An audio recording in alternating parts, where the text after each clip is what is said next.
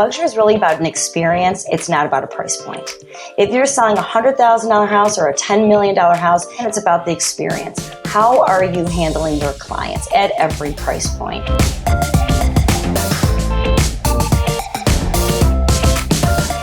Hey everybody, it's Jay Papasan, your VP of Content. I'm excited to do another interview. Today we've got Renee Lossia Acho from the greater Michigan area. Welcome, Renee. Thank you. Happy to be here, Jay. Thanks for having me.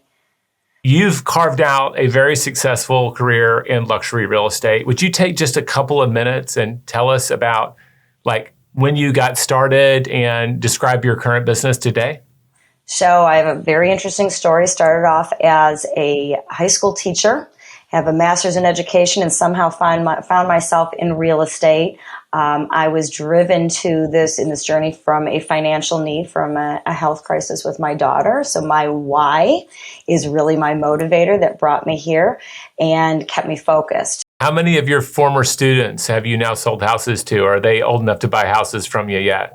Not only are they old enough to buy houses, some of them have worked for me, actually. They came back years later and wanted to start in real estate, and I coached a few of them through it. And some have stayed, some have not in the field. It's not for everybody, as we know. And you know what, Jay? It's so true because I see myself still as a teacher. And I think that is one of the main differences that I like to certainly emulate within my business. My vision, our mission is to really be a consultant, to be a strategist for our clients. And I think that is absolutely comes from a background of teaching and educating. I love that. Our job is to help people make great decisions.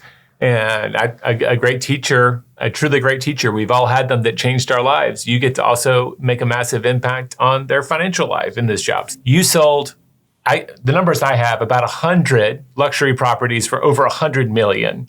That's a very successful business. Average sales price is typically around 1.2 million. So my sales volume and my units are typically 1-to-1 or very close to that.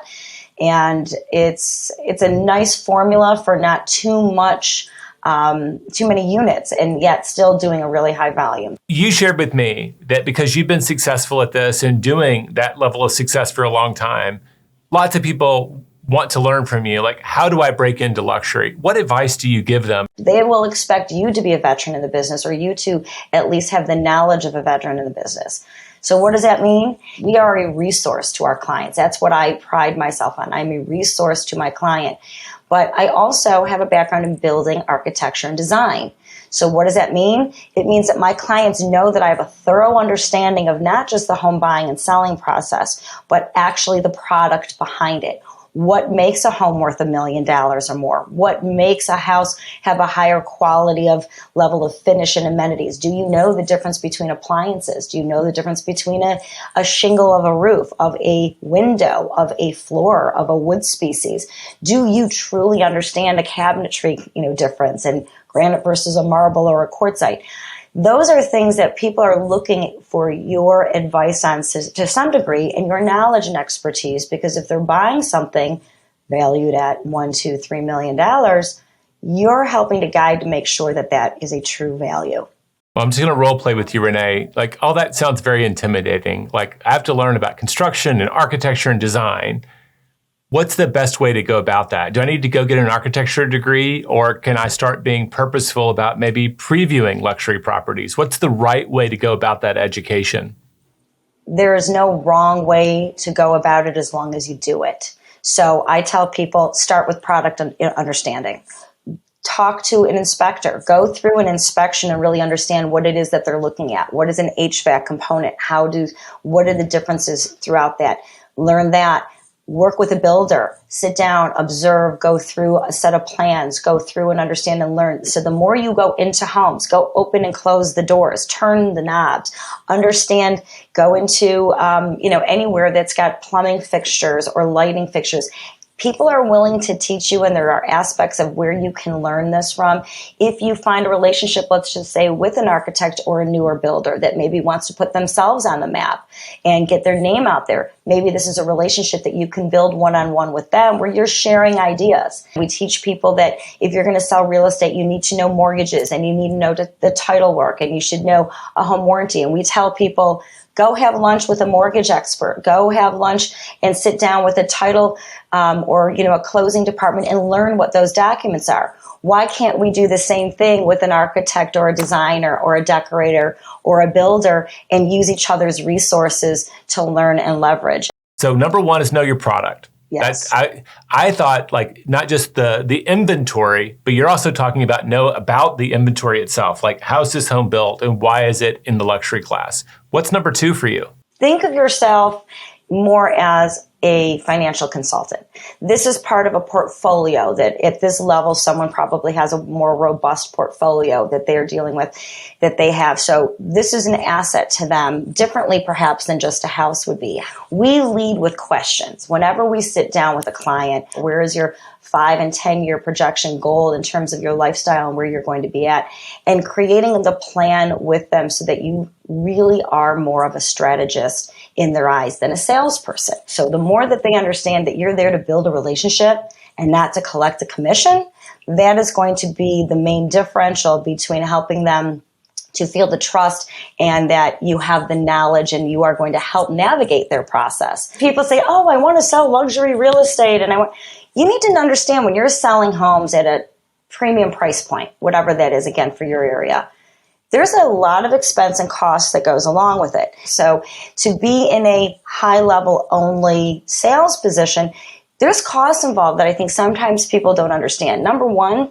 you're typically holding that listing for more than 90 days. $1 million, $2 million, $3 million property. So are these costs in your market, are these costs that you're bearing for the 90 days and then you're being reimbursed at closing, or do you bear them outright, or do you pass them on? I just want to make sure I'm understanding. Certainly. So the hard costs are different. One of the main things that if someone's interviewing 4 agents for the same property, what is it that makes you stand out? And one of the things that we really pride ourselves on is preparing your home in its best light. I will not take photos or a video of your house if it's not ready. And we start with staging. That's my expense. I stage every home. That means I have a team of people who really do go into the house. We organize closets and cabinets. We move pillows and furniture. We prepare the home in its best light. We will go in and bring painters and bring in designers and bring in people, because ultimately, if you want the top number for that house, you have to show up in your top performance level. We put it behind all the social media, and we have an entire platform and a strategy. It's costly. My average listing will be up to $5,000 before it's sold, and that is a cost that I bear. And what I learned, Jay, is that if I don't do that, the listing costs me more, because I'll take it, it won't be prepared, and it won't likely sell for the number that the client wants, and therefore I'll have lost whether it's $1,500 or up to $5,000. I'd rather have a greater guarantee that I'm going to close that property, know that my clients are satisfied, know that they're very, very happy with what we've done and the skill set that we've brought to them, and that the outcome and results are what they wanted, rather than dating me for 3 months and then not selling the property and breaking up with me. It's something that I want to stay committed to, and I'm willing to put my money behind it. All right, so I've got 3 big ones, and that's great. Okay. You got to be prepared. You've got to be a resource. And frankly, you've got to be sure you're ready to make the commitment necessary to be successful. Any final advice as we wrap this up for someone thinking about making the leap into luxury? I would tell anybody the same thing I tell my clients. Luxury, when people say luxury is really about an experience. It's not about a price point.